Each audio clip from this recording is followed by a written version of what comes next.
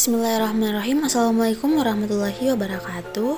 Perkenalkan, nama saya Rizky Amalia, NIM D1A1211056 dari jurusan Agribisnis kelas B. Baik, di sini saya akan menjelaskan materi ke-7, yaitu konsep dan urgensi konstitusi dalam kehidupan bangsa dan bernegara. Konstitusi adalah seperangkat aturan atau hukum yang berisi ketentuan tentang bagaimana pemerintahan diatur dan dijalankan. Oleh karena aturan atau hukum yang terdapat dalam konstitusi itu mengatur hal-hal yang amat mendasar dari suatu negara, maka konstitusi dikatakan pula sebagai hukum dasar yang dijadikan pegangan dalam penyelenggaraan negara. Urgensi konstitusi dalam kehidupan berbangsa dan bernegara. Konstitusi merupakan jaminan yang paling efektif dalam menjaga agar kekuasaan yang ada dalam negara tidak salah digunakan dan hak asasi manusia tidak dilanggar.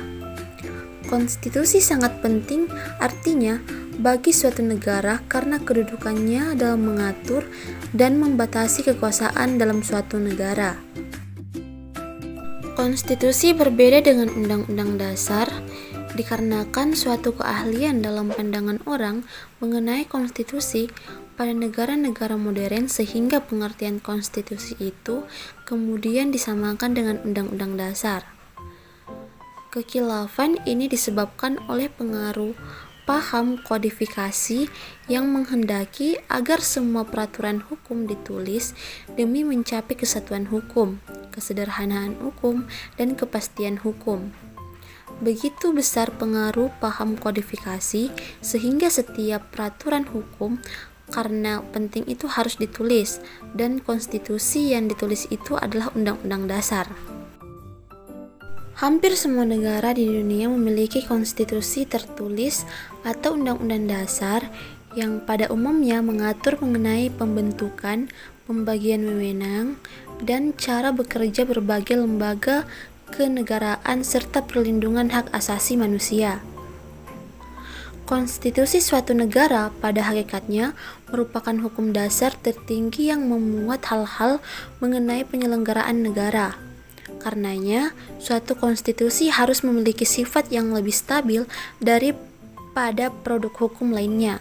Terlebih lagi, jika jiwa dan semangat pelaksanaan penyelenggara negara juga diatur dalam konstitusi, sehingga perubahan suatu konstitusi dapat membawa perubahan yang besar terhadap sistem penyelenggaraan negara.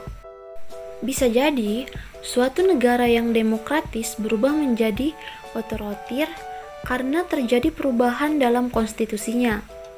Ada kalanya, keinginan rakyat untuk mengadakan perubahan konstitusi merupakan suatu hal yang tidak dapat dihindari. Hal ini terjadi apabila mekanisme penyelenggaraan negara yang diatur dalam konstitusi yang berlaku dirasakan sudah tidak sesuai lagi dengan aspirasi rakyat. Oleh karena itu, konstitusi biasanya juga mengandung ketentuan mengenai perubahan konstitusi itu sendiri, yang kemudian prosedurnya disebut demikian rupa sehingga perubahan yang terjadi adalah benar-benar aspirasi rakyat dan bukan berdasarkan keinginan semena-mena dan bersifat sementara ataupun keinginan dari sekelompok orang belaka.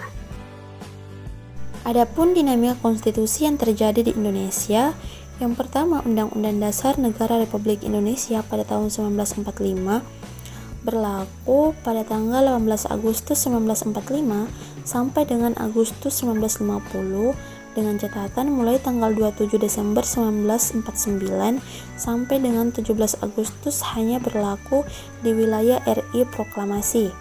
Yang kedua, Konstitusi RI 1949 berlaku pada tanggal 27 Desember 1949 sampai dengan 17 Agustus 1950.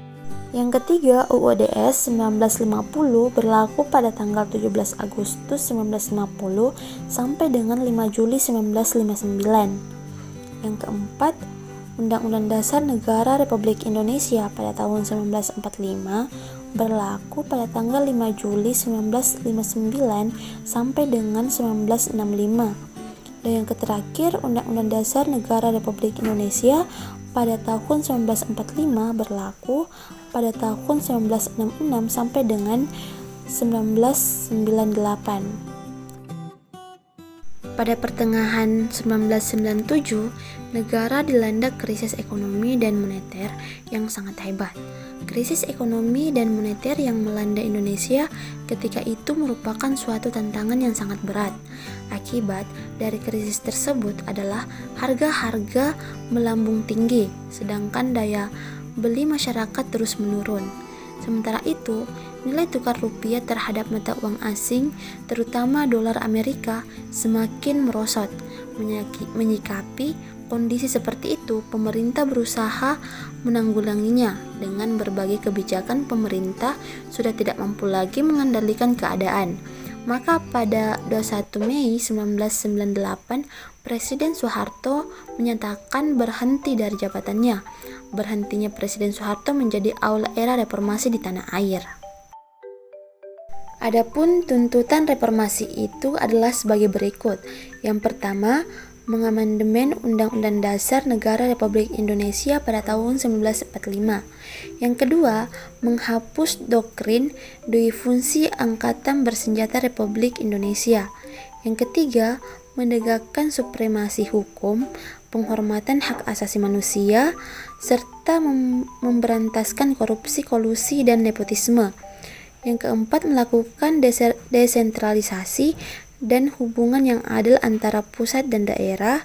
Yang kelima, mewujudkan kebebasan pers. Dan yang terakhir, mewujudkan kehidupan demokrasi.